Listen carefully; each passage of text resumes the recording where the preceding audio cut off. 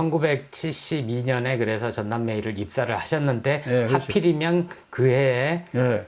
박정희가 유신을 선포를 하게 되는 거죠. 예, 유신을 선포했는데 그때 그 유신 앞에 유신 독재 앞에 정말 꼼짝도 못하는 그 언론을 직접 제가 지금 목격하면서 여기서 보면서 그때 조선도 이제 뭐 그래도 조금 생각이 있는 사람들을 위해서는 그 유신 자체가 잘못된 것이다 하고 얘기했는데도 불구하고 언론사에서는 아무런 것이 없었습니다. 어떤 언론사에도 그때 그걸 보고 어떻게 보면 내가 새삼스럽게 그 신문 기자의 존재 이유를 내가 한번 생각해 봤어요. 내가 존재 이유.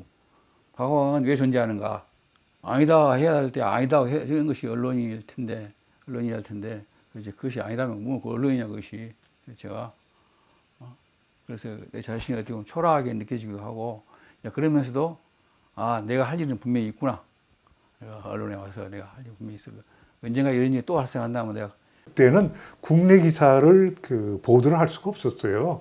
예를 들어서 대학에서 일어나는 학내 학내 시위예요. 그게 또 그것도 숫자도 아주 미미한 숫자인데 그런 것들도 보도 관제가 되니까 못 나오니까 결국 그 당시 신문들을 보면 거의 다 외신입니다. 거의 다 외신으로 일면톱이 외신으로 뒤집어 쓰고 외신 경쟁을 했어요. 그러니까 뭐 국내 뉴스는 이제 거의 없죠. 허다못해 이제 그 가뭄이 많이 들어가 논바닥이 갈라졌다. 그러면 그것도 뭐 기사가 될 수가 없는 거죠. 그리고 또 보도 지침에 의해 가지고 뭐뭐는 안 된다, 뭐뭐는 안 된다, 뭐뭐는 크게 살려라 이런 게 나오고 그거는 모든 편집국원이 알아야 되기 때문에 공지사항이에요. 그래서 칠판에다 크게 수시로 쓰는 겁니다. 동아방송 기자 160명이 모여 자유언론 실천대회를 열고 선언문을 채택했다. 자유언론 실천선언. 그것은 더 이상 권력에 굴종하지 않겠다는 언론의 독립선언이었다. 공교롭게도 저희가 입사하던 해 74년에 동아투이, 조선투이 사건이 터졌죠. 저는 그때 경찰 기자로 하고 있었는데 그날 밤이죠. 그 무례변지, 폭력변지 하는 수백 명이 동아일보 이른바 기자들을 PD들이 농성하는 장면에 밤에 뛰어들어가서 그분들을 이렇게 내몰아내는 그 현장을 이렇게 보고서 그때 그 저희 시경캡이 한 얘기가 아주 저는 지금도 아주 그 뼈에 사무치는 얘기를 했습니다. 잘 봐둬라. 지금은 우리가 못 쓴다. 그러나 너희들이 언젠가는 역사의 기록자가 될 것이다. 지금은 못 쓴다고 실망하지 말아라. 잘 봐둬라 하는 얘기. 그 얘기를 들으면서 이제 기자 생활을 시작을 했습니다. 분위기는 상당히 그 당시 분위기가 유신치하고 그러니까 분위기는 당연히 무거울 수밖에 없습니다만은 나라를 걱정하는 그 우국지사의 그 인물들이 위에 선배서부터 아래까지 많이 차 있었던 것 같고 한마디 한마디가 다 배울 만한 얘기들이었고 그러면서도 그 분위기가 저는 이것이 기자 사회라는 게 이렇고 그런 걸 많이 느꼈습니다.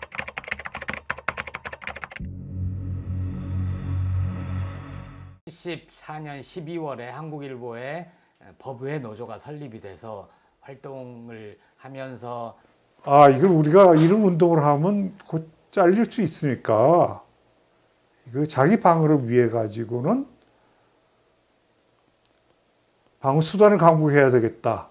그래가지고 나온 게 그 노동조합 설립이었어요. 그 이제 동아일보가 먼저 그걸 했었죠. 노동조합을 설립을 했었고 한국일보는 이제 아까 12.4 사태 이후에 12월 10일 날 그 설립을 했습니다. 그때는 이제 신고제가 아니고 허가제이기 때문에 그 필증이 안 나와가지고 나중에 뭐 이제 우리는 뭐 법의 단체라고 법의 노조 행세를 했었죠.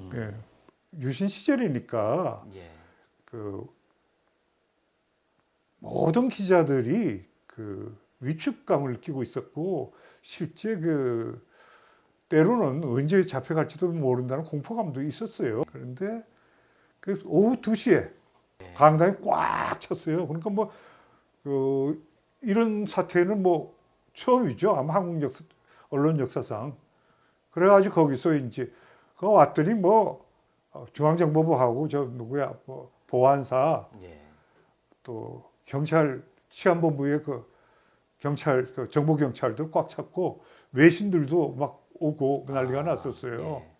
그래가지고 그 투쟁을 했는데 김태웅 씨가 뭐 주동을 했다고 봐야 되고 예. 뭐 김태웅 씨하고 저하고 몇 사람이 그 집에서 그 장가도 안 갔던 시절이었기 때문에 그 아파트가 있었어요. 김태웅 씨네 아파트 옥수동에 저 옥인동에 거기서 뭐 침식을 같이 하고 그랬었죠. 예. 장기영 그 사주는 대단히 노련한 사람이에요. 그걸 해고를 안 시키고 예. 그 김태웅 씨를 덜어내는 수준으로 그 대신에 그가 합동통신 이 그때 두산에서 했거든요. 그 자리를 그쪽에 옮겨주는 방식으로 정리를 했어요. 거기서 오는 뭐 뒤에 후유증 이런 걸 다 잠재우는 것까지 다 계산을 해가지고 그 사람이 그렇게 한 겁니다. 예. 결과적으로 동아일보는 대량 해고를 시키면서 그게 사건화가 된 거죠. 그러니까 대형 사건화가 됐고 저 장기영 선생은 정말 아주 노련한 경영가이자 전략가가 돼가지고 그런 그 사건화를 안 만든 거죠. 예.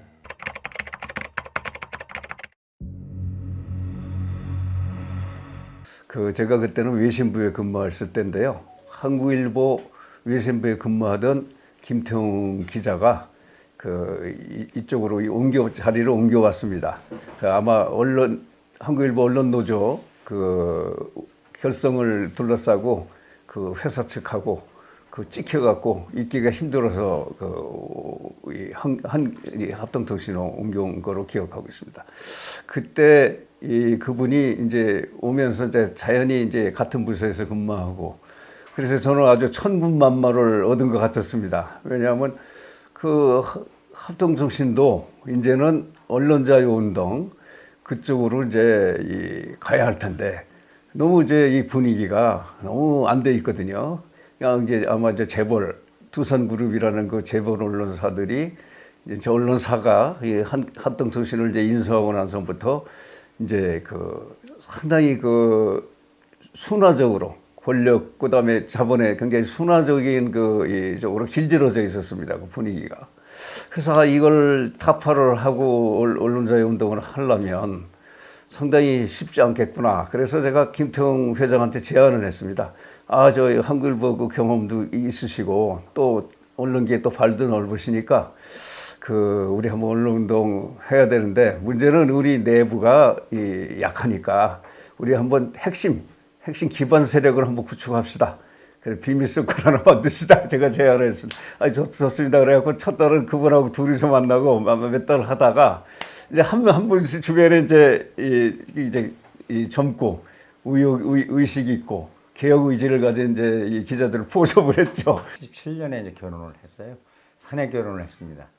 제가 같은 조사부에 있던 여기자하고 결혼을 하고 그 무렵에 김태형 선배가 조사부를 많이 드나들으셨어요. 책을 많이 이제 보고 신부 계신 분이 특히 많이 오는데 대화를 많이 나누게 됐고 아까 말씀드린 친화력이 굉장히 좋으시고 설득력이 있어요. 이게 그자도 제가 언론사를 들어올 때 제가 75년에 들어왔는데 14년의 동화 있었거든요.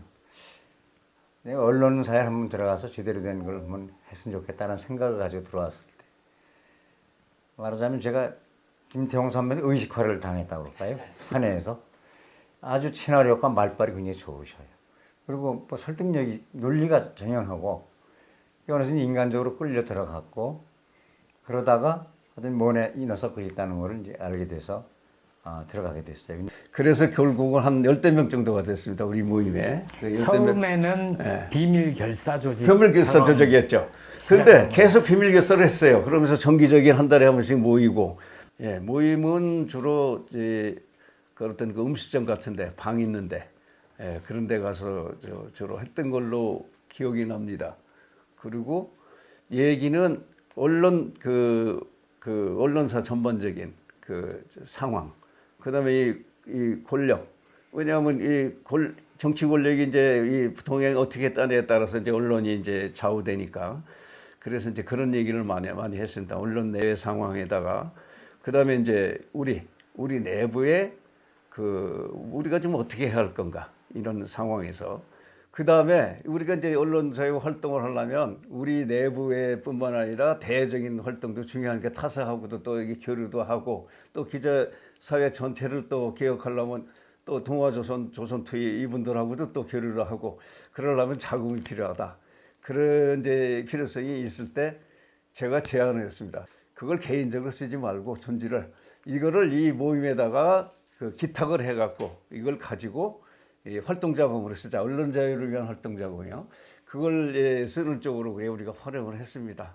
이 외신부에 근무하는 친구들하고 편집부에 근무하는 주로 내근 기자들을 중심으로 모여서 처음에는 가볍게 시국에 대해서 논의를 하고 통일 방안에 대해서 얘기도 하고 하다가 나중에 이 독서 운동도 하고 그렇게 하면서 자연스럽게 언론 개혁 문제에 관심을 갖게 되고 이 동아조선 투기가 사건이 터졌을 때 저희들이 심정적으로 거기에 이 동참을 했고 그리고 또 저희들이 상당히 이 경제적인 도움을 주기 위해서 노력을 했고 동아조선 투기의 뜻을 받들기 위해서 이 소수지만 저희들이 같이 뭉쳐서 이 힘을 합쳤습니다.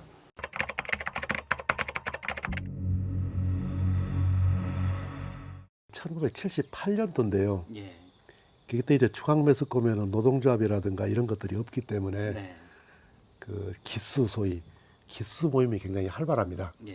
그리고 신입생 기수가 들어오면은 그 앞에 기수가 체육대회를 열어줘요. 그래서 선배 기수 또 우리 기수 이렇게 해서 체육대회를 하는 것이 봄에 체육대회라는 게 늘 해오던 일이었는데 78년도에는 11기 제가 11기인데 그냥 11기 동계장을 맡고 있었어요. 동기회장. 예, 그러고 그 체육대회를 그러니까 우리가 준비하는. 그래 이제 체육대회를 준비를 하고 있는데 몇 사람들이 와서 야, 우리가 이게 언론기관이냐. 그 소위 말하는 인사관리에서 사람들을 ABC로 평가해서 C를 몇 번 맞으면은 대기발령을 해서 퇴출시키는. 그래서 그때마다 굉장히 우리를 당혹해 하고 우리를 뭐하게 하는 이 제도를 이제는 없애야 되는 거 아니냐.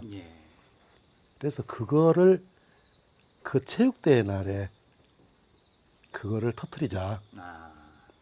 신분보장하고 편집권 독립인데 편집권 독립은 삼성부터 이른바 편집권 관여 이런 말씀을 드리는 거고 신분보장은 불합리한 이른바 인사체계 이거를 개선하라 하는 것이 그 두 개의 큰 이슈였는데 그 당시 두 이슈를 놓고 상당히 첨예하게 대립이 됐죠. 그리고 경영진서도 이거를 거의 안 받아들이는 분위기라 굉장히 파국으로 치닫는 분위기였는데 그러는데 이제 위에 국장님, 이사님, 전무님은 저희들 다 자른다고 그랬습니다. 한 6, 7명을 데리고 3층에 있는 이건희 부회장 방으로 갔습니다. 전 처음 가봤습니다.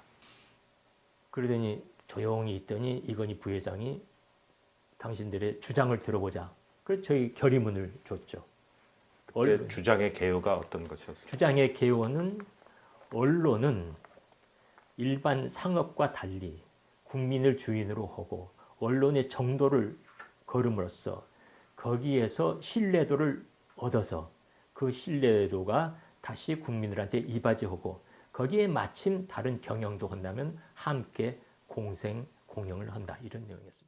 그때 이사를 맡고 있었던 이건희 회장이 중재를 나서갖고 그래서 우여곡절 끝에 이건희 회장의 중재가 받아들여지면서 이 사건은 이제 그 이른바 이 젊은 기자 PD들의 의견을 대폭 반영하는 쪽으로 그렇게 결론은 내려졌습니다만 아이고 삼성으로서 생각도 못한 만큼 굉장한 규모로 그때는 기자 PD뿐만 아니라 일반 직원들까지도 거기에 동조하는 사람들이 많았고 선배들도 그 박정희 유신 시절이죠. 유신 시절 굉장히 엄혹한 시절 아닙니까? 시절입니다. 그런데 이제 회사에서 그런 싸움을 먼저 시작을 해서 이기신 거네. 그렇습니다. 그래서 78년, 79년 참 회사 분위기 좋았습니다. 예.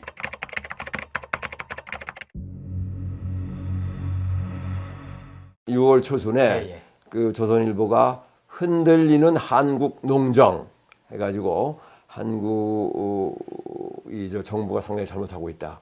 그리고 농촌을 완전히 그 망가뜨리고 있다. 저 농촌이 무너지고 있다 하는 거를 기획 기사로 이제 내보냅니다. 예.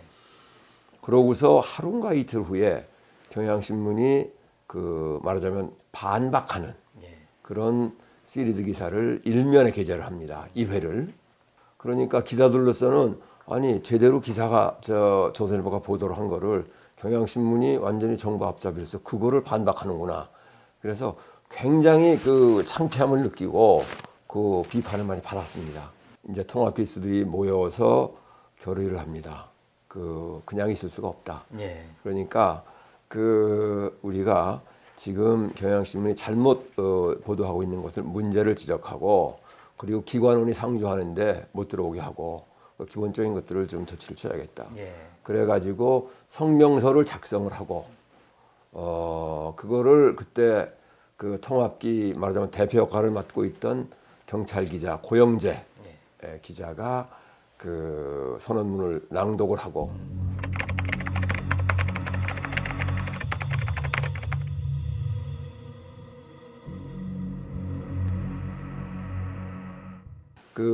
이 경향신문 그 통합기 기자들의 농성을 가지고 미국 그 AP통신, AP통신이 보도를 서울발로 내보냅니다. 그 동아조선의 그 저항 이후에 최초로 정부에 대한 그 비판 운동이 그 친정부 매체인 그 경향신문에서 있었다라고 그렇게 시작이 됩니다. 그래서 이제 그게 나가는데 저는 상당히 고무가 됐죠. 아 이게 이제 결국 그 외국으로도 알려지는구나. 그래 그때 이제 그 회사에서는 사측에서는 얘기를 합니다. 지금 정보부에서 와서 밖에서 차를 대고 기다리고 있다. 당신을 잡아가려고. 그러니까 그 농성을 풀고 그리고 점차 문제를 해결하자. 그렇게 이제 사측에서 이제 회의를 합니다. 그러면서 그 이후에 좀 조직적으로 그런 통합기 모임이 운영이 되고 그 이제 신문의 그 보도 방향이나 내용에 대해서 좀 비판적인 눈으로 보면서 이제 토론을 하게 됩니다. 근데 회사 쪽에서도 그 당시 이 앞장섰던 선배님들에 대한 불이익 조치 같은 게 있었을 것 같은데요. 그 이제 농성이 끝나고 나서 그 어떻게 추렸는지 모르지만은 그 고영재 통합 1기인 고영재, 표완수 그리고 통합 2기인 박우정을 그 신문사 밖으로 인사 조치를 했습니다. 그러다가 11.6이 이제 터집니다. 터지면서 그 인사 조치됐던 기자들 그 원대복귀 시켜야 된다는 움직임이 그 선후배들의 움직임이 있었고 결국 12월에 복직이 됩니다.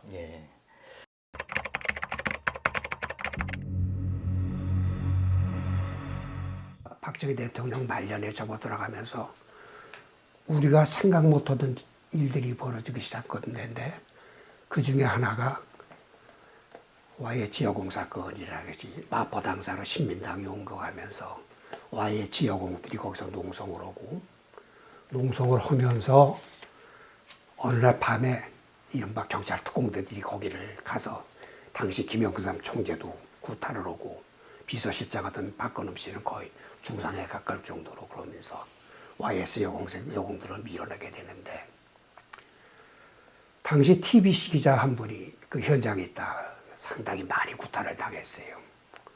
한 10시 반 넘었는데 이 선배가 밤에 이제 늦게 이제 피를 흘리면서 보도국으로 들어온 거예요. 앉자마자 기사를 쓰더라고요. 그래서 몽기사한테 봤더니 여공 하나가 떨어져서 죽었다는 기사예요. 그래서 제가 그때 당직을 했는데 국장한테 전화를 했죠. 이러이러한 기사가 지금 들어왔다 어떡하냐 그랬더니 국장 내보내 이러더라고요. 그래서 그 기사가 밤에 나갔어요. 여공 하나가 그때까지는 이름이 안 밝혀졌죠. 그래서 이렇게 됐을 가능성이 크다 하는 기사가 밤에 나갔죠. 나가고 나서 그 다음날 뭐 난리가 난 거죠. 난리가 나서 이게 사실단이 어떻게 나갔느냐 그러면서 동양방송이 책임질 수 있느냐 뭐 난리가 났는데 결국 그게 김경순 양으로 밝혀졌고 그것이 바로 YH 사건의 이른바 적극 등복되는 원인이 됐죠. 그래서 그 당시 중앙일보 동양방송 분위기는 그것을 내보낼 정도의 분위기가 됐고 박 대통령은 1979년 10월 26일 오후 7시 50분께 향년 62세로 서거했습니다. 비보에 접한 시민들은 경악을 금치 못하면서 비탄에 젖었습니다.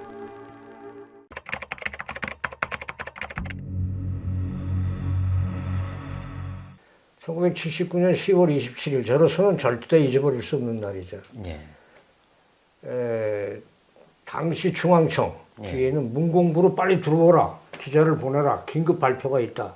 그래서 들어갔더니 당시 문공부 장관이 김성진 씨가 칠판에다가 박 대통령 유고 이렇게 써놨어요. 그 유고가 무슨 뜻이냐? 뭐 그 이상은 자기로서는 얘기할 수 없다. 그러니까 뭐 박 대통령이 뭐 오늘 기자가 박 대통령이 돌아가신 거냐? 무슨 뭐 구체적인 내용이 뭐냐 했더니 자기로서는 현재로서는 박 대통령 유고라는 거 외에는 어떤 말도 할 수 없다. 그럼 뭐 박 대통령이 유고라고 발표했습니다. 뭐 아무 내용도 없는 방송을 생방송을 한 기억이 나요. 회사로 들어오려고 들어오는데 그 새벽 방송을 들었는지 거의 소복 차림인 노인들이 경복궁 근처로 나온 거예요. 그 유고가 사망을 뜻한다라는 걸 눈치챈. 알죠. 그리고 그분들에게는 임금이 죽은 거예요. 그때 저는 굉장히 불길한 예감을 받았어요. 왜? 백성이 국민이 이른바 독재자가 죽었는데 저렇게 임금이 죽은 것처럼 애곡하는 자세로 나오는 터이면 박정희 시대가 끝난 게 아니구나. 그게 이제 몇 달 있다가 제가 실제 겪는 과정으로 광주 민주화 항쟁까지 이어지고 해직되고 하는, 그러니까 그 시대가 흔한 말로 독재자가 죽었지만 우리가 민주주의를 받아들일 만한 인식 수준이 안 됐던 사회예요. 너무 오랫동안 독재에 길들여졌던 거 아닐까요? 독재에 길들여졌고 또 박정희를 우상화 찬양하는데 언론이 또 지대하게 공헌을 했고.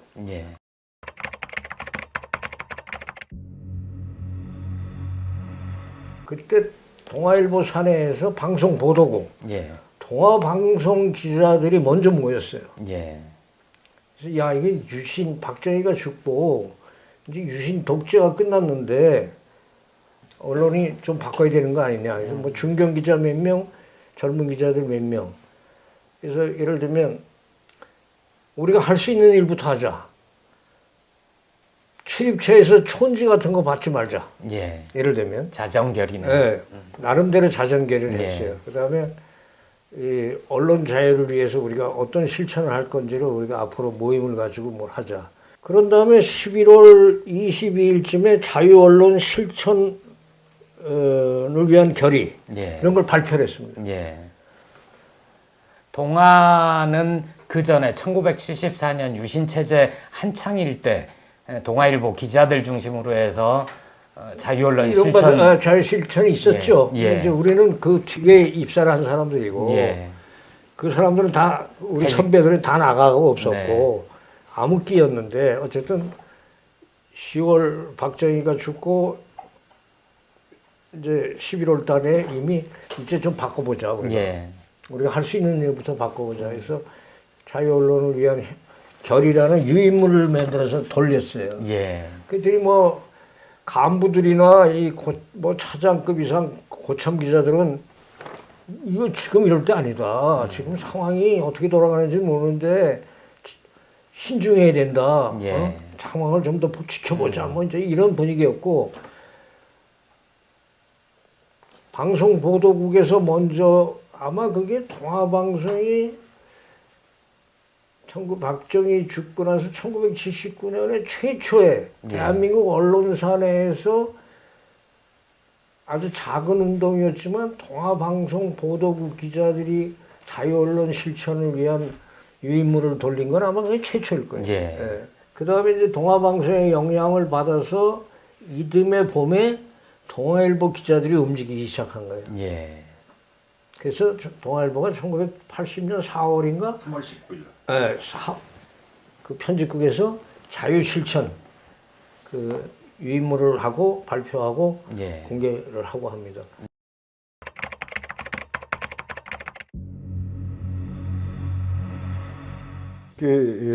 저희가 내부적으로 이제 그 논의를 꾸준히 하다 보니까 언론 개혁 또 나아가서는 이제 기자협회의 그 허울뿐인 그 기자의 대변 기구로서의 기능이 상실됐다고 판단하고, 우리가 그 박정희가 죽은 이후에 새로운 언론 개혁을 위해서는 이제 그 기자협회부터 개혁을 해야 되겠고, 기자협회를 개혁하기 위해서는 좀 의식 있는 사람을 기자협회장으로 모시고 모든 기능을 좀 활성화시킬 필요가 있다. 그러기 위해서 우리 내부적으로 합동통신 분회부터 좀 그 제대로 된 분회 활동을 하고 조직을 만들 필요가 있다. 여기에 그 저희들이 그 같이 힘을 합해서 결국은 그 전까지는 이제 기자협회 활동도 유명무실했지만 이 기업 분회라는 것도 거의 하는 일이 없었죠.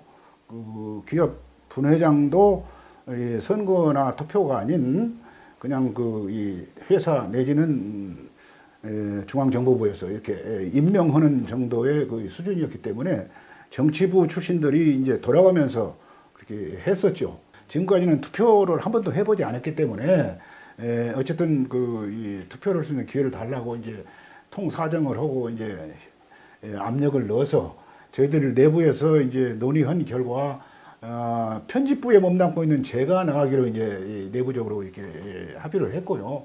물론 저희들 상대편은 정치부 기자였습니다. 근데 이제 투표를 해놓고 보니까 의외로 저기가 당선이 되고 거의 최초로 투표라는 걸 해봤고, 그래서 이제 좀 활기가 돌았다고 봐야죠. 저희 편집국 내에.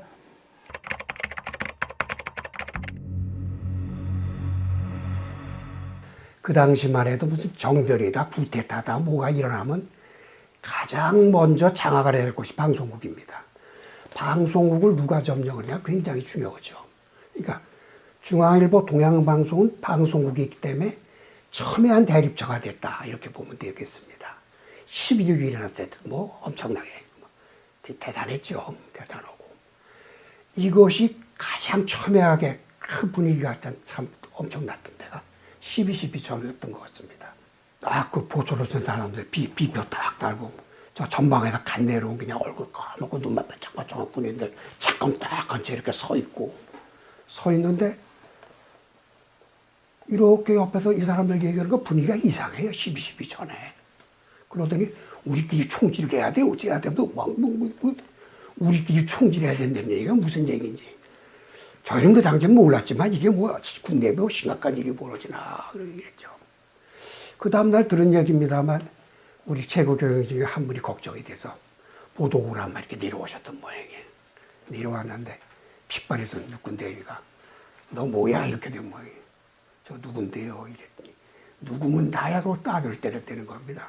아주 그 핏발에서 그 사람들의 그 행동 하나가 거기에 그대로 서여 있는 데가 그 당시 방송국의 운명이라고 볼 수밖에 없는 그런 저였습니다만 그 12.12를 겪으면서 아침에 딱 보니까 보초수는 그 지키는 군인들이 싹 바뀌어버린 거예요. 비표도 바뀌고 군인들 얼굴도 그저 난 이겼다고 봤던 군인들이 바뀌고 그게 나중에 보니까 전두환 쪽에서 정권을 이른바 잡아버린.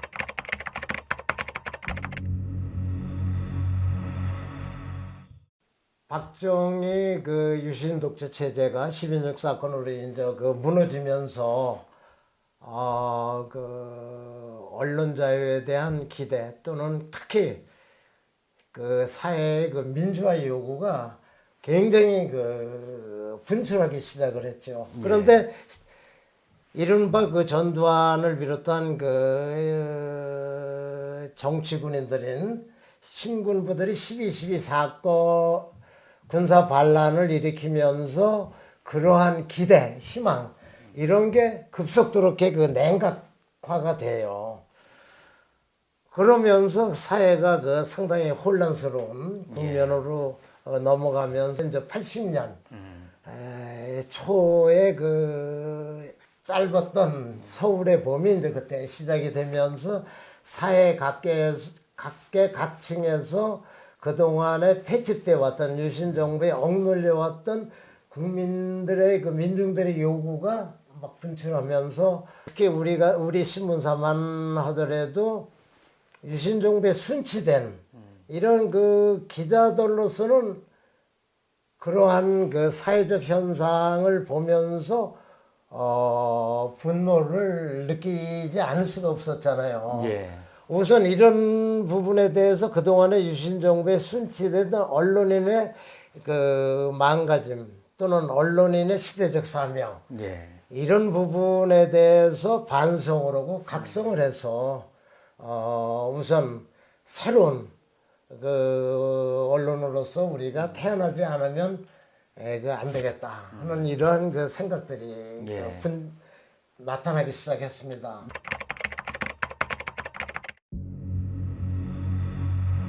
특히 이제 12.12 이후에 신군부는 그 정권과 언론 장악을 위해서 아주 치밀하고도 엄밀하게 움직였습니다.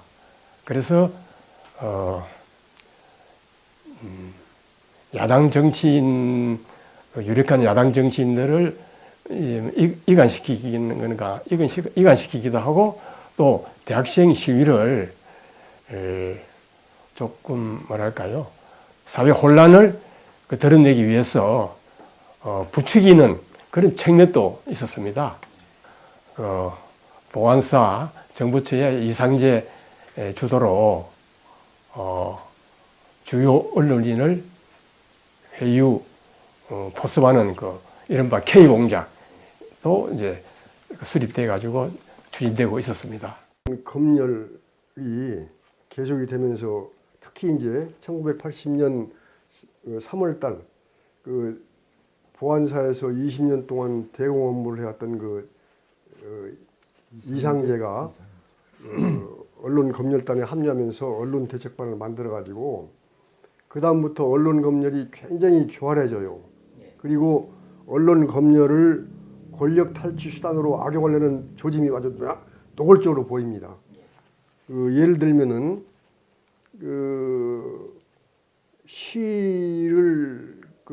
시위가 사회 불안을 조장한다는 그런 쪽으로 계속 부추기는 듯한 그런 여론을 조성하고 그 다음에 예를 들어서 야당 정치인 김대중 씨 같은 분이 이북에 대해서 오판하지 말라고 경고를 하는 성명을 발표하면 그것도 언론 검열에서 빼버려요. 이런 건 뭐냐면 앞으로 그 야당 정치인들을 용공 세력으로 몰기 위한 그런 사전 장악이 깔려 있는 겁니다. 18년 장기 집권 독재가 끝나자 많은 국민들은 민주화를 열망했습니다. 이들이 외치는 구호는 계엄을 해제하고 정치 군인을 몰아내자는 것, 신군부의 정치적 권력욕을 정면으로 겨냥하는 외침들이었습니다.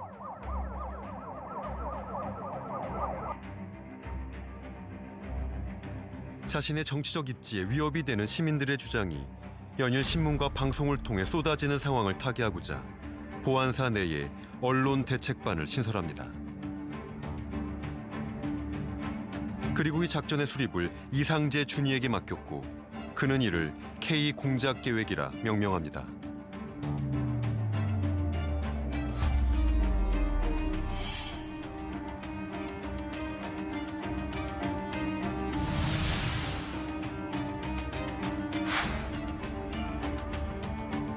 이 계획서는 공작의 목적을 군부의 기반을 주축으로 지속적인 국력 신장을 위한 안정 세력을 구축함이라고 명시하고 있습니다. 그 방침으로 민주화 여론을 언론계를 통하여 안정세로 전환하자는 것. 이 K 공작 교육이라는 것이 그걸 주도를 했던 사람이 이상재라는 보안사 준이 출신의 인물인데, 이 이상재라는 사람은 나중에 검찰에서 진술을 할 때 보면은 그 K 공작 교육이라고 할 때 K라는 것이 무슨 의미냐 그런 질문을 합니다, 검사가. 그러니까 코리아라는 의미였습니다, 이렇게 답변을 합니다. 그런데 실제로 다른 사람들은 전부 다 하는 이야기가 킹이라는 의미였습니다. 그렇게 전부 다 이야기를 해요. 왕을 만드는 언론 공작. 예, 그러니까 대통령을 만들기 위한 언론 사전 공작이라는 것이죠. 현재 이 시국 안정 세력하고 시국을 혼란케 하는 이런 세력을 양분을 해놓고, 시국 안정 세력이 지금 아직은 숫자가 굉장히 적다. 목소리를 높이고 있는 사람들 중에서 언론도 지금 그런 흐름 속에서 시국을 불안정하게 하는 흐름을 가지고 있는데, 이것을 우리가 공작에 의해서 시국 안정 세력으로, 동조 세력, 시국 안정에 대한 동조 세력으로 바꾸도록 해야 한다. 그게 K 공작 계획의 큰 개요입니다. 방향이나 목적, 그런 것이죠. 그 계획에 의해서 조직적으로 그런 작업을 진행을 해나갑니다. 그래서 언론사 사장, 그리고 편집국장, 주로 중앙 언론사를 대상으로 합니다. 22개사 정도를 딱 정해가지고 집중적으로 몇 월 며칠 날 누가 그 사람을 가서 만나고 누가 그 사람을 가서 만나고, 가서 말을 해야 할 내용은 이런 내용들이고, 그 부분에 대해서 이 사람이 어떤 반응을 보이는가를 반드시 결과 보고를 하고, 또 실제로 결과 보고를 한 내용들이 다 적혀 있는 문서들이 지금 기록으로 남아 있는 것이죠. 그렇게 해서 철저하게, 그게 아마 80년 2월경에 K 공작 계획이 결재를 받은 것으로 알고 있습니다. 그렇게 해가지고 내부 결재 전두환 합동수사본부장 사인이 들어가 있죠. 그러니까 그 내용을 전두환 쪽에서 이제 다 알고 있었고, 또 사실상 그렇게 하겠다는 이제 계획을 보고를 한 것 아닙니까? 그래가지고 주로 3월달, 4월달 이 2달간에 걸쳐서 일정들이 쭉 나와 있습니다. 몇 월 며칠자 누구 만나서 어떤 일 했고 거의 매일매일 보고 온 내용들이 있는데, 거기에 보면은 그렇게 완전히 그 사람의 이렇게 발언한 내용, 그러니까 언론사 사주나 혹은 편집국장이나 이런 사람들이 발언한 내용 중에서 핵심적인 것만 짤막짤막하게 기록이 되어 있는데, 거기 보면은 이 사람은 표시를 해놨습니다. 적극 호응하는 자이다. 혹은 약간의 비판적인 시각이 있는 사람이다. 그러면 재공작이 필요한 사람이다랄지 이런 식으로 되어 있고요. 그 다음에 이제 그것을 해나가는 데 들어가는 예산까지도 다 예산서도 또 만나서 점심 식사 비용 얼마, 출장비 얼마 이런 것까지 상세하게 다 나와 있습니다.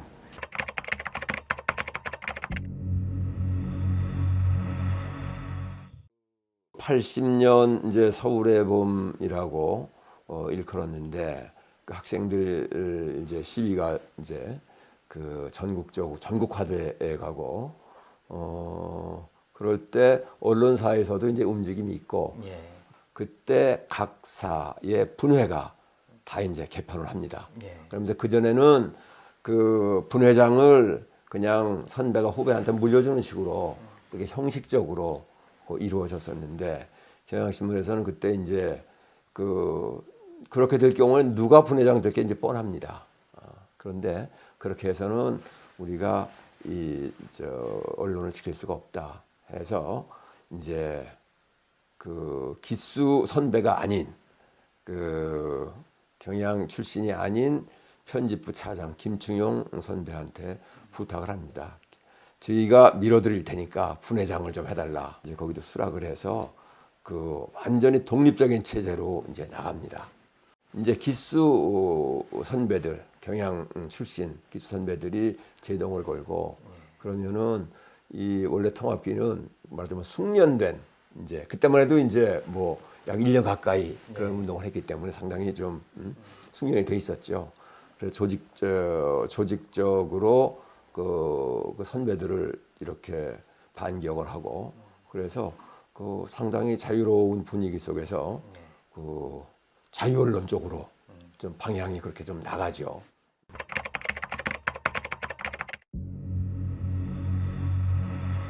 유신 시대에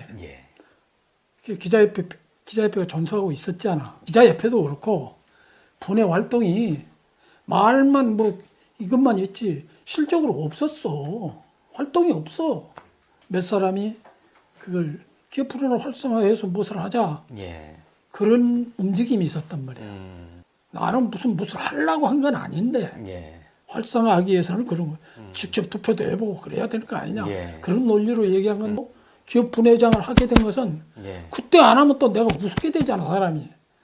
자기는 그런 주장을 해놓고 막상 하러 갈 때 안 한다고 그래. 그래서 할 수 없이 분회장을 맡게 된 거야. 한국일보 분회장이 되신 이후로 한국기자협회도 그렇고 한국일보 내부에서도 그렇고 이제 기자협회 활동이 되게 활발해지지 않습니까?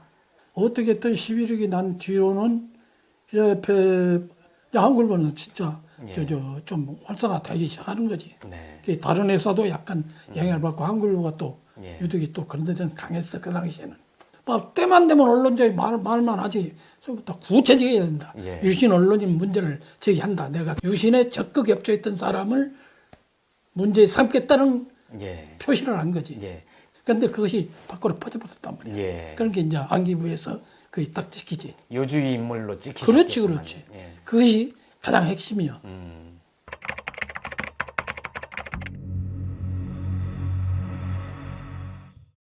다 아는 얘기지만은 그때 합동통신, 한국일보, 중앙일보, 경향신문 이 4사가 비밀리에 접촉을 해서 기자협회를 새롭게 탈바꿈시키자 하는데 크게 합의를 했고, 그러면은 이 4사에 소속된 기자로서 기자협회장을 이제 우리가 한번 물색해 보자 이렇게 해서 결국은 뭐 이런저런 뭐 절충 끝에 합동통신 소속의 외신부에 근무하는 김태홍 씨를 자기 후보로 선임하자. 그 4사가 합의를 했고요.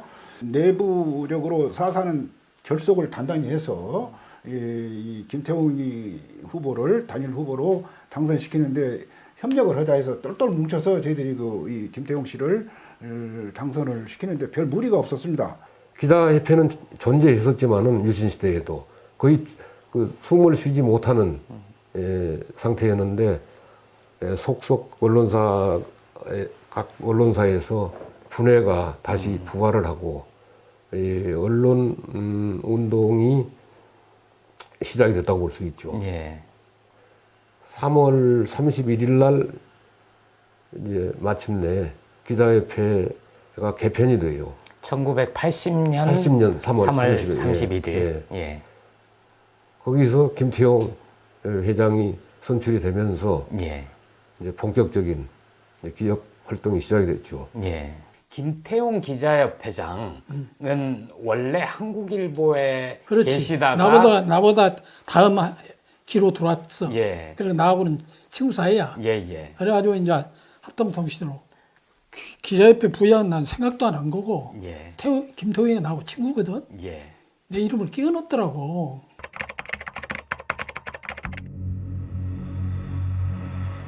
새로운 기자협회장으로 김태용 기자가 적당하겠다, 적임자다라고 판단을 하신 건데 그렇게 생각하신 배경은 뭔가요? 아까도 말씀드렸지만은 비정치부 출신이다.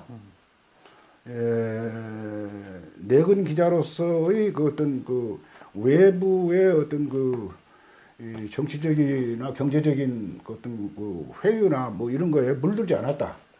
깨끗하다.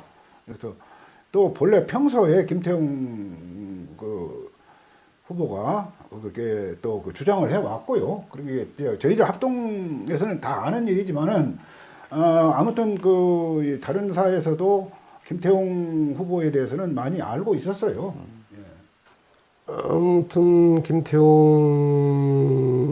그분은 그때 이제 40 금방이네. 40 이제 우리 그 자연적인 나이가 40 정도 청년이지. 지금 생각해 보면 내가 지금 내일 모레 80인데 그 생각하면 40이니까 청년 아니야. 네. 청년의 순수한 열정이 그때 있었어요. 그 민주화에 대한 열망이 굉장히 강하셨습니다. 그리고 첫째 성격적으로는 상당히 그 열성적이고, 그 다음에 추진력이 있고, 그다음에 친화력이 있었어요. 사람들 만나면 농담도 잘하면서 사람들 경계심 이제 흐트러뜨리고 그러면서 이제 아주 친화하고, 그러면서 또 자기 얘기를 뜻을 또 전파를 하면서 그런 면에서 유연한 면이 있었습니다. 근데 또 한편으로는 또 상당히 소심한 건 있었는데, 그러나 그렇게 소심하고 인간적인 갈등 그렇게 제가 잘 가까이 잘 알았지만, 그러나 중요한 또 고비에서는 아주 그걸 과감히 떨쳐버리고 큰 결단을 내리고 결단성이 있었죠. 이분이 이제 기자협회 회장으로 출마를 하니까 회사에서 압력을 가했습니다. 그래서 그건 우리 사 입장에서 이 기자협회 회장을 배출할 수 없다. 당신 그 회사를 그만두든지 아니면 그걸 철회하든지 하라. 그럴 때 이분이 휴직계를 냈어요. 우리는 반대했죠. 차라리 깨지면 그 자체가 그 투자의 또 자산이 되니까 차라리 그냥 깨지더라도 굴복하지 말자는데 좀 그랬습니다. 그래갖고 결국 나중에 리더스 다이제스트라는 잡지를 그 합동통신에서 그 당시 운영하고 있었습니다. 이거는 편집국이 아니고 다른 출판부에서, 그 출판국에서 그걸 하고 있었는데, 그쪽 부서로 리더스 다이제스트 미국 그 잡지 아닙니까? 그 번역하고 뭐 그런데 거기다가 이제 발령이 냈죠. 그러니까 이제 그걸로 이제 쫓겨난 거야 뭐 어쩔 수 없었지만, 이분이 이제 휴직 내면서 그런 게 약간 굴복한 것 같아서 우리가 참 완전 성토를 하고 그랬습니다. 그런데 이분이 자기 미안하다 그러면서 또 다잡고 그러면서 좀 열심히 했던 기억이 납니다. 1979년 그 11.6 사태 때문에 그때 저는 처음으로 의식이 깨었었어요. 그래갖고 그때 무슨 뒤통수를 딱 맞은 것 같더라고요. 그래갖고 처음으로 내가 역사 속에 살고 있구나 이런 그 의식이 들었었고, 그래서 나는 여기서 이런 한국 역사 속에서 어떤 일을 해야 할까 이런 생각에 굉장히 고민이 많았던 시기였는데, 김태웅 선배를 만나게 된 계기는, 김태웅 선배가 이제 외신부에 있었는데 80년 초에 저희 부서로 오시게 됐어요. 외신부에서. 근데 이제 기자협회 선거가 있는데 기자협회 선거에 나가시게 된 거예요. 근데 회사에서는 그걸 원치 않은 거예요. 네. 그래갖고 저희 부서에다가 일종의 좌천처럼 그렇게 해서 저희 부서로 보낸 건데, 그래서 사실 2달 같이 근무했어요. 그러니까 아마 80년 1월하고 2월 그렇게 2달 근무하게 된 건데, 그때 이제 제가 김태웅 선배하고 같이 옆자리에 같이 앉아서 근무를 하게 된 거죠. 그리고 서울의 봄이 왔고 이런 시기에 김태웅 선배를 만나갖고 기자라는 직업에 대해서도 다시 생각하게 됐고, 김태웅 회장이 도와달라고 할 때 제가 그런 위험을 감수하기 너무 힘들 것 같아요. 죄송합니다. 이럴 수도 있었을 것 같은데 어떻게 후회해 보신 적은 없으십니까? 아니요, 후회는 전혀 없고요. 서대문 구치소에 들어갔을 때 구치소에 뭐 다른 잡범들이 많잖아요. 뭐 절도범도 있고 뭐 온갖 경제사범도 있고 뭐 많은데 그 사람들이 한 10몇 명이 한 방에 있으니까 들어갔는데 넌 뭐로 들어왔냐고 그러더니 그 얼굴 반반한 거 보니까 통으로 들어왔구나 그러더라고요. 그래서 통이 뭐냐 그랬더니 간통이래. 그리고 간수들도 안 믿는 거예요. 내가 김태용 선배를 좋아해서 그래서 너 숨겨준 거 아니냐고 그렇게 얘기들을 하더라고요. 그래서 뭐 좋아는 물론 하니까 이제 그랬겠지만 존경한 거지, 존경한 거. 그래서 그런 건 아니고 진짜 후회는 전혀 없고 그게 내 삶이다 그런 생각이 들고요. 그게 역사 속에서 제가 할 일이라는 생각이 들고 오히려 김태용 선배가 그런 인생을 살게 해준 안내자 같았다 이런 생각이 들어서 전혀 후회 없습니다. 역사라는 게 참 무섭다는 생각을 합니다. 그리고 제가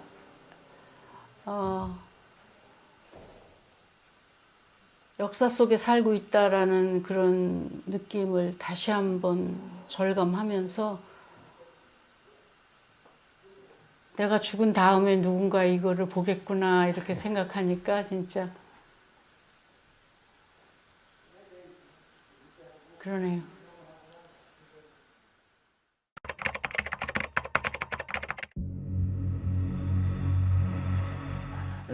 그때 당시에 이 기자협회에서 등사기를 갖다 놓고 매일 그 성명서를 발표해서 그 성명서를 이 서울대학교나 학생들한테 이렇게 뿌렸다 하는 것은 다 아는 사실이지만 어쨌든 이 언론이 신문이 제 역할을 못 할 때 기자협회가 그렇게 그 수작업해서 학생들에게 알리고 또 이 시국의 어떤 이 변화를 위해서 이제 할 수 있는 노력을 다 했다. 뿐만 아니라 이제 저희들이 이제 이 기자협회가 제 목소리를 낼 수 있게끔 그 조직이라든지 혹은 또 그 관행 같은 것을 완전히 깨서 새로운 그 민주적인 그 질서와 체제 속에 새롭게 이제 기자들이 자율적으로 언론 자유를 쟁취할 수 있는 그 터전을 만들자는 것이 막 기초였고요. 종전의 기자협회가 그야말로 그 어용협회라고 우리가 생각했었는데 김태용 기자협회장이 들어서면서 분위기가 일신을 하죠. 예. 기자협회가. 그러한 게 이제 그 사회 그 당시 언론계에서도 긴밀하게 이제 연락들이 이제 오게 되면서 그런 물결이 파장이 우리 회사에도 밀어닥쳤죠. 예. 그래서 여기에서도 새로운 분회장이 이제 뽑히게 되고 예. 그러한 막 시작기였어요. 네. 그러다 보니까 이제는 이제 그러한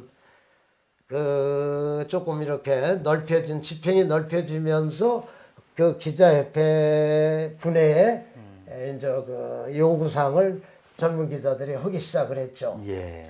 이 독재 권력이 이제 이를테면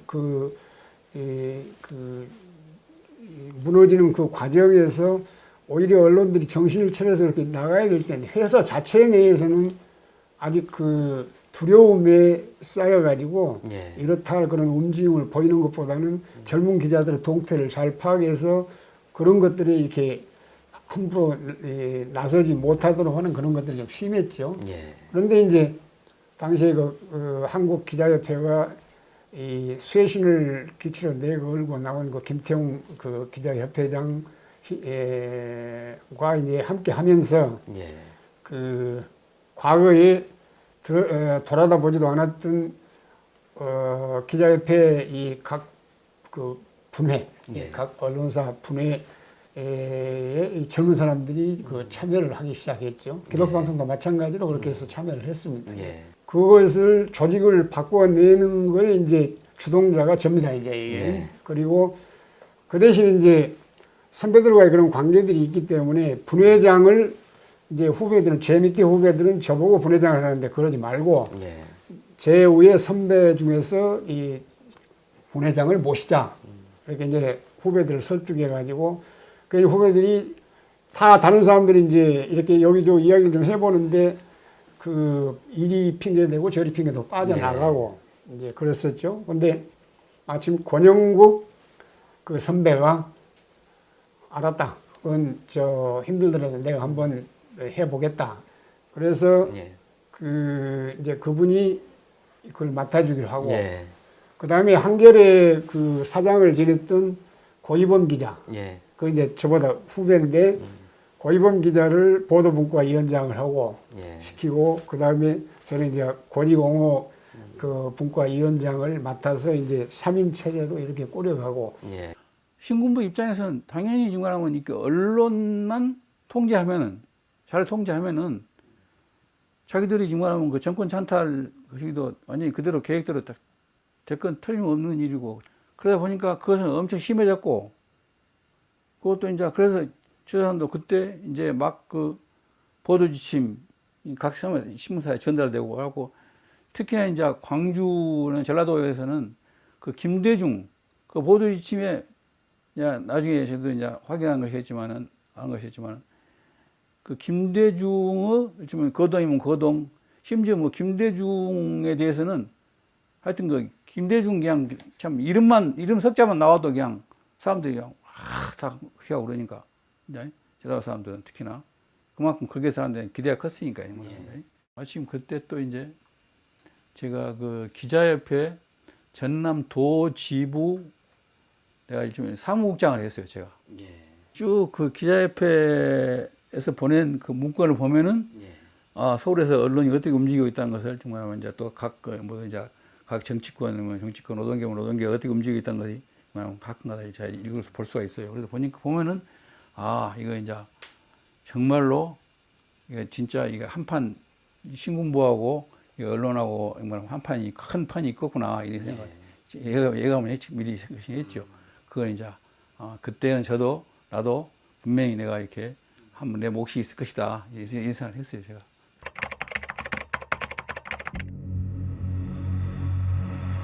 근데 그때 이제 제가 서울대 학생운동권 총학 그 후배들 간접적으로 접점이 있고 그래서 이렇게 얘기를 많이 듣고 했는데 거기서 분기탱천 해가지고 언론이 중요하고 언론사 기자들이 앞장서 해줘야 되는데 오히려 거꾸로다 하고 이제 화가 나서 4.19 기념일 날 광화문 동아일보 조선일보 신문사 통해 진출해서 편집국에 진입해서 그때 강제 진입해서 규탄 성명을 발표하겠다. 광화문에 있는 각 언론사마다 들어가서 동아조선이 뭐 타겟이었어요. 동아조선 편집국에 들어가서 반성하고 각성해라. 언론인 규탄한다는 성명서를 준비하고 있다 하는 얘기가 저한테 들어왔고요. 또 4월 초에 제가 선배들 앞에서 그 얘기를 그대로 토로하고 이거 앉아서 돌팔매 맞고 그 망신당하는 거다. 우리 애초에 그 목표 자유언론을 위한 선언문 이거라 내지 않으면 완전히 정말 후배들한테 망신당하고 이거 할 짓이 아니다 하고 뭐 했어요. 한 두세 번 그래도 보고 뭐 설명한다고 했어요. 그래도 나보다 다 위에 선배들인데 다들 좀 머뭇했고요. 나중에 이제 제가 자꾸 이제 얘기하니까 그러면 그렇게 하자. 4.19 전에 하자. 그래서 이제 준비해서 발표한 게 4.17 선언문인데요. 여기 소위원회에서 준비해서 그 동아방송, 그다음에 출판국 신동아 기자들한테 다 동의를 구해서 동아일보사 소속 기자 총회다. 편집국에 모여서 그걸 이게 발표한 것이고요. 유신 체제 아래에 자유언론 운동을 전개한 동아일보 선배 기자들의 정신을 계승하고 시국을 예의주시하며 대처해 나간다. 이거였거든요. 그런데 그 안에서도 이제 많은 그 논란이 있었던 부분이 그거였습니다. 유신체제 아래에서 언론자유운동을 벌린 선배들의 정신을 계승하고 이 부분에서 이거를 동아일보 편집국에서 발표할 때에 큰 소리가 날 것이다. 자유언론 뭐 투쟁한다고 제작거 보고 나간 기자들만 옳은 거냐? 남아서 그나마 신문의 명맥을 유지하고 제작을 해가면서 뭐 가능한 범위 내에서 지속적으로 자유운동을 하는 것도 이거 의미 있는 것인데 이건 틀리단 말이냐 하고 큰 소리가 나왔고, 아까 말씀드린 기자 사유의 갈등 문제입니다. 그건 매우 참 불행한 일이라고 생각합니다. 끝까지 하나로 가지 못했고요. 근데 그걸 우리는 저희 같은 그때 그 경험하지 않았던 후배들은 뭐 예상치 못했고요. 그래서 그 선배들의 그 우려가 맞구나 한 생각을 가졌고요. 뭐 그래도 그때 뭐 그런 논란 논쟁을 거쳐서 뭐 박수 채택을 해서 발표한 것입니다.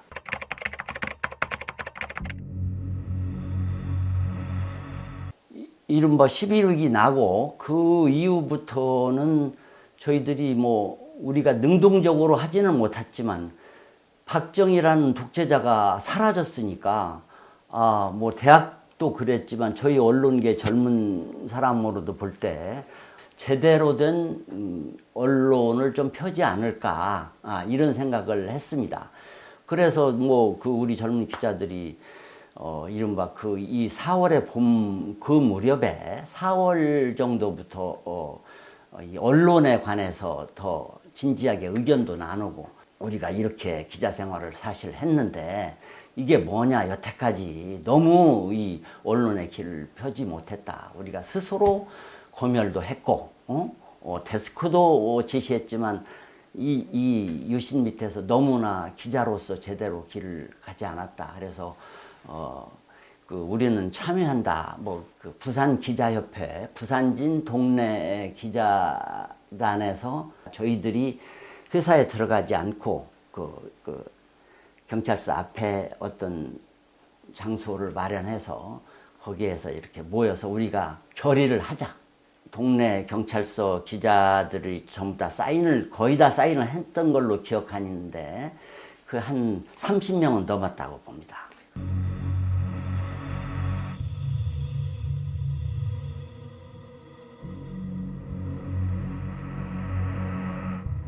회사에서 볼 때는 젊은 기자들이 그렇게 정식 성명도 발표하고 한 거가 꽤 놀랄 수도 있었겠지요. 언젠가 되지만은 각 사별로 한 게 아니고 출입처에서 그런 운동이 있었으니까요. 네.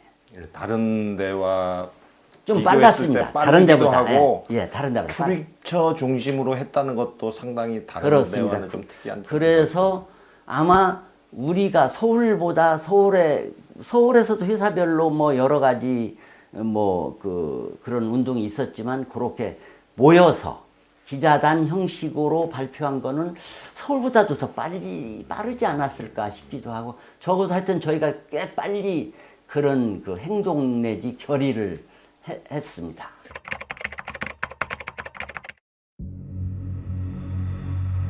(80년) 5월 6일 날 이제 강원도 사북에서 광부들이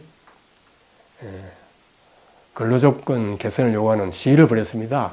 그 시위 현장을 광부들 연행하는 현장을 취재하던 탁경민 기자를 수사반원들이 폭행하는 그런 사실을 그 다음 날에 5월 7일 사면에 사단기사로 쓰였습니다.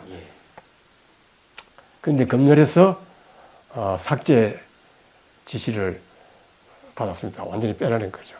그러나 삭제 지시를 받았지만은 바로 그날 기자총회를 열어서 기자총회 결의에 따라서 그 사단 기사를 빼는 대신에 그 자리를 그대로 공백으로 내보내기로 그래서 일판에 공백으로 나갔습니다. 기자협회에서 연행 사실을 탁기자 폭행 연행 사실을 항의하는 항의문을 냈는데 그걸 1단으로 실었습니다. 그거는 또 완전히 삭제됐습니다. 탁김 기자 연행 폭행 사건은 1단으로 아주 줄여서 나간 적이 있습니다. 중앙일보에서 특별히 제가 기억에 남는 것은 사북 사태 때 사단 일판의 사단 기사를 완전히 공백으로 백지로 나간 것이. 탁경명 선배 같은 경우는 이게 맞으면 이제 어떻게 보면 테러를 하는 거거든요. 예. 지금 말로 보면은. 그러나 우리 이제 그렇게도 쓰지도 못하고 예. 이제 구타당하고 그래가지고 그분이 그후로 이제 많이 앓다가 결국 이제 상당히 일찍 돌아가셨어요. 예. 그 후유증이 이렇게 있습니다. 그래서 그때 이제 비롯해서 우리가 제작을 하면서도 밤이면은 그 총회를 여러 번 했어요, 사실. 예. 여러 번. 예. 여러 번 해서 이제 언론 자유라든가 회사 측에다도 우리가 기자들이 이렇게 요구하고 있다는 것을 하고 요구를 해야 예. 회사도 또 이제 정부에다 그렇게 할 거 아닙니까? 그런 이제 압박용이죠. 예. 아마 그때 이후 이 중앙 일간지에서 메이저 신문 중에 백지 이 신문 나온 거는 그때가 처음일 거예요. 그러니까 광고가 백지로 나가는 것만 해도 충격적인데 기사. 신문 본지에 기사가 그렇지. 실릴 난이 그럼. 비어 있으니까 그럼. 굉장히 큰 충격이었죠. 충격이죠. 그래서 그것이 이제 말하자면 그 계엄 당국을 엄청 자극을 한 거예요. 예. 아니 이놈들이 신문을 왜 이렇게 백지로 낸다? 있을 수 없는 일 아니야. 그렇죠. 이 사람들이 볼 때는. 예, 탁 기자가 사북 이제 탄광 취재 갔다가 가지고 구타당하고 그래서 이제 중앙일보 거기가 이제 기자들이 공분해갖고 그때 이제 상당히 투쟁을 했었고요. 그다음에 다른 신문사들도 많이 투쟁을 했습니다. 이게 이제 한 1년 쌓이면서 이 언론사가 기자들이 옛날처럼 권력에 굴종하면서 그냥 조용히 입만 입 닥치고 그렇게 무릎 꿇고 하는 게 아니고 안 되겠다. 우리도 이제 좀 싸울 건 싸우고 이런다는 분위기가 형성돼 있었죠. 아까 중앙일보, 그 경향신문, 한국일보, 합동도시 요 네 군데가 그런 걸 좀 많이 했었죠. 했는데 이제 그런 분위기가 조성돼 갖고 결국 기자협회를 이제 바꿨지 않습니까? 언론자유 운동을 열심히 하겠다는 그런 의지하고 역량을 가진 김태웅 씨로 바뀌고 난 다음에 많이 변화했습니다. 그 사계사 말고도 다른 그 방송사, KBS, MBC 또 지방신문사, 또 서울에 있는 다른 또 경제지라든지 이런데 전반적으로 분위기가 이제는 이제 언론도 개혁해야 된다는 분위기가 전반적으로 많이 싹 텄죠.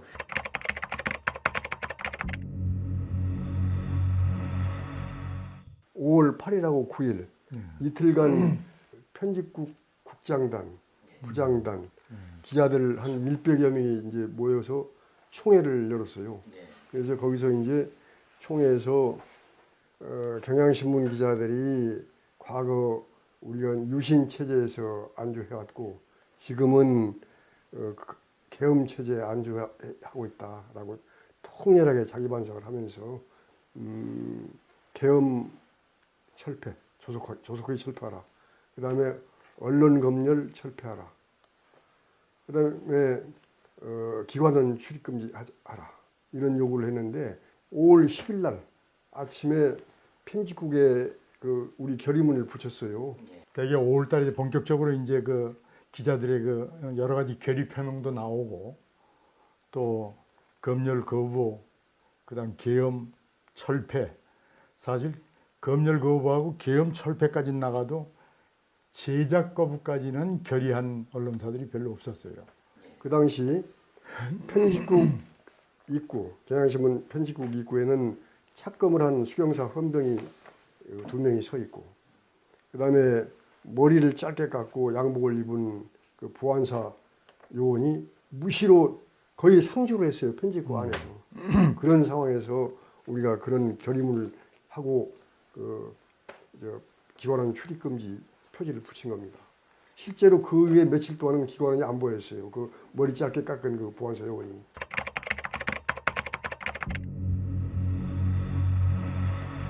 그 당시에 그 기자총회 결의사항에 일단 그동안에 언론의 그 비양심적인 행위, 그리고 유신 언론에 순치된 우리의 부끄러운 자상을 고백을 하고 민중을 대변할 수 있는 진정한 언론인으로서의 사실 보도에 충실하겠다. 기관원의 편집국 출입을 금한다. 그 다음에 편집국 정치권 독립을 쟁취하자. 예. 그렇고 그 동아투이 조선투이 선배들이 현직에 복직할 수 있도록 예. 힘을 보탠다. 이제 이런 걸 선언을 하게 됩니다. 굉장히 중요한 선언들이 많이 포함됐네요. 그래서 한 6가지를 그때 이제 그 결의문을 해서 그 기자총회 차원에서 했죠. 얼마 불과 몇 개월 전, 아니 며칠 전에 상황하고는 급반전이 되는 네. 편집국인 저 아연 예. 그 새로운 활기를 띠게 되죠.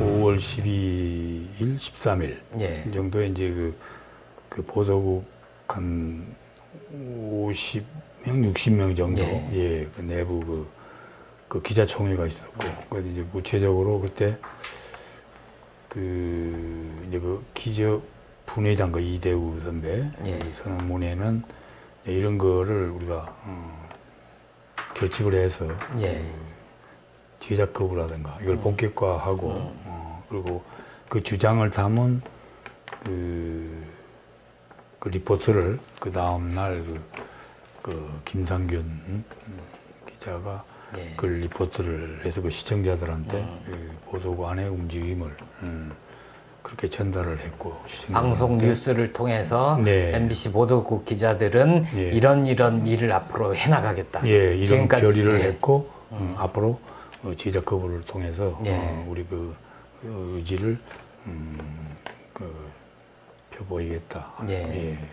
그런 내부의 그 움직임이 이제 있었습니다. 그게 이제 5.18 직전 맞습니다.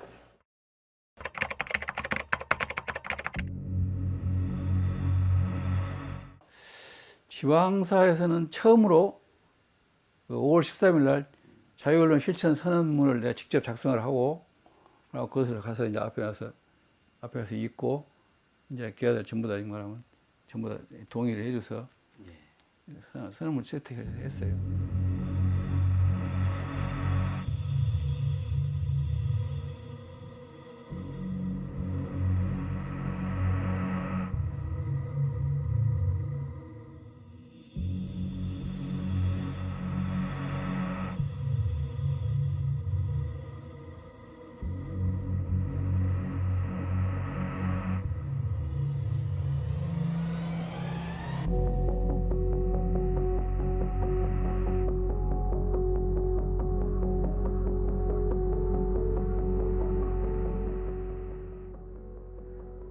(35명이) 서명을 해놓아서 동의됐었는데, 서명했었는데, 하여튼 그 분위기는 굉장히 말하면 역시 있죠. 분기탱천. 그 자유언론 실천 선언문을 지금 보면은, 그때도 그랬지만은, 사실상 우리는 선언문이라기보다는 우리 그 말하면 그동안에 잘못해왔던 그 반성문이었어, 반성문.